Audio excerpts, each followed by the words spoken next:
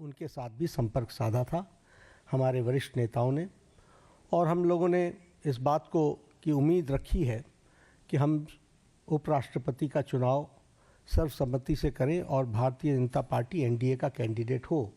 इस बात को उनके साथ स्पष्ट करते हुए हम लोगों ने बात को रखा। हमारे जो विपक्षी दल हैं उन्होंने कहा कि कैंडिडेट के पता चलने के पश्चात हम तय करेंगे हमारा समर्थन रहेगा या नहीं।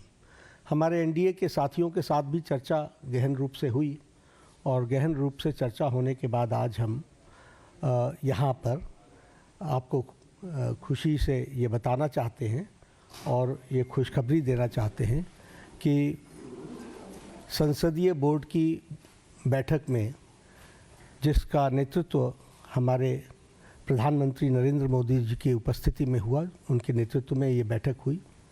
सभी पहलुओं पर चर्चा हुई और नामों पर विस्तृत रूप से जो पार्टी में एक्सरसाइज हुई थी उन सारे एक्सरसाइज के बारे में डेलिब्रेशन हुआ, सभी के साथ चर्चा हुई, सुझाव मांगे गए, और उसके बाद फिर ये तय हुआ कि हमारे उपराष्ट्रपति के प्रत्याशी के रूप में हमारे महाराष्ट्र के राज्यपाल श्री सीपी राधाकृष्णन जी, चंद्रपुरम पुन्नास्वामी राधाकृष्णन जी, उनको हम एनडीए का प्रत्याशी बनाएंगे और वो एनडीए के प्रत्याशी के रूप में रहेंगे।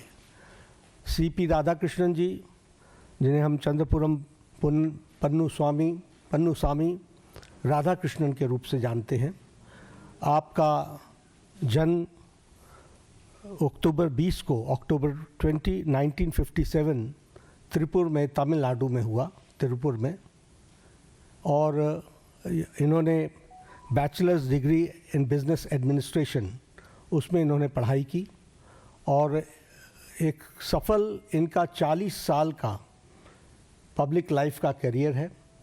आप वर्तमान में महाराष्ट्र के गवर्नर हैं।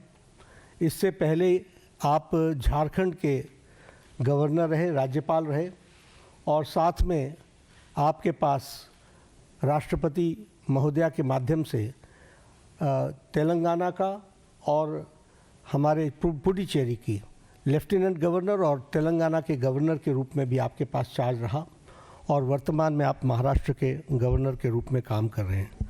जैसा मैंने बताया कि आपका राजनीतिक जीवन 40 साल का है और विभिन्न जिम्मेवारियों को आपने निभाया है।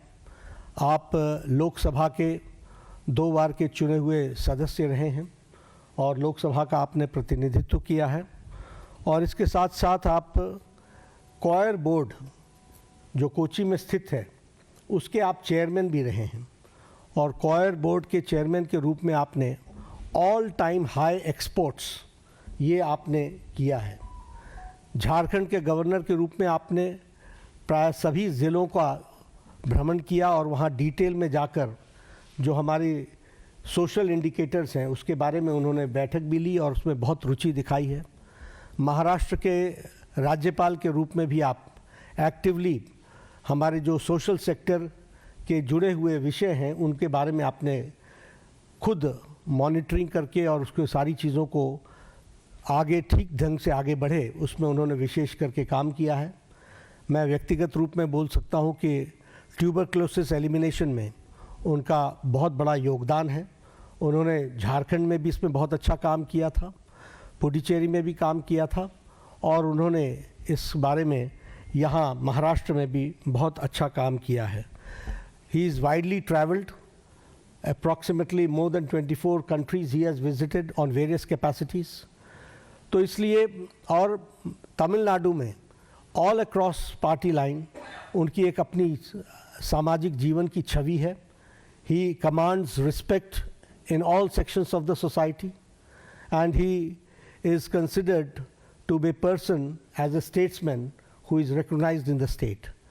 तो ऐसे हमारे प्रत्याशी हैं और हमारे सभी एनडीए के साथियों के साथ चर्चा हो गई है और प्रत्याशी के रूप में ये हमारे कैंडिडेट होंगे। हमारे आप सब के माध्यम से अपील है कि हमारे विपक्षी दल के साथ भी हम बात करेंगे, उनका भी हमको समर्थन मिले ताकि हम सब लोग मिल करके उपराष्ट्रपति पद का निर्विरोध चुनाव हो, ये हमारी आशा है। उनके साथ हमने जैसा पहले कहा कि हम संपर्क में रहे हैं, हमने उनको पहले भी संपर्क किया है, हमारे वरिष्ठ नेताओं ने, और अभी भी हम उनके साथ संपर्क में रहेंगे और हमारे एनडीए के सभी साथियों ने समर्थन दिया है। तो पुनः सीपी राधाकृष्णन जी हमारे एनडीए के उपराष्ट्रपति वाइस प्रेसिडेंट के कैंडिडेट हैं। आप सबके माध्यम से सभी हमारे सांसदों से अपील है कि उनका समर्थन सीपी राधाकृष्णन जी को मिले। जहां भक्ति है हर शब्द में, कथाओं में छिपे हैं दिव्य रहस्य और ज्योतिष देता है जीवन को दिशा। धर्म से जुड़ी हर बातों को जानने के लिए हमारे चैनल स्तुति को सब्सक्राइब करें। चैनल पर जाने के लिए इस लिंक पर क्लिक करें।